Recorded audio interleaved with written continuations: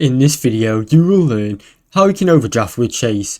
Standard overdraft protection. Chase offers a standard overdraft protection for debit cards and ATM transactions. You must opt in for its service. If you've opted in and tried to make a purchase or withdrawal that exceeds your available balance, Chase will provide the transaction and charge you an overdraft fee of $34 per transaction. However, this fee is only charged if the transaction exceeds a certain amount and your available balance will be more than $5. Overdraft protection with linked account. Chase will allow you to use another linked Chase account, such as a savings account or another checkings account, to provide overdraft protection. If you do not have enough money in your checkings account, the fund will be automatically transferred from the linking account to the covered account. This service will generally incur no overdraft fees, but you may still have a transfer fee if applicable.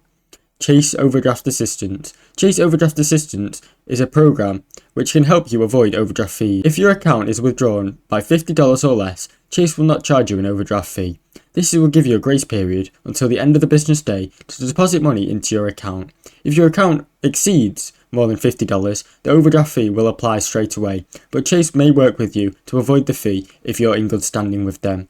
Check or ACH transaction. For a check or ACH transaction, Chase may allow these to clear even if there is insufficient funds, but you may be charged an overdraft fee for each transaction that exceeds your balance. Thanks for watching. Don't forget to like and subscribe.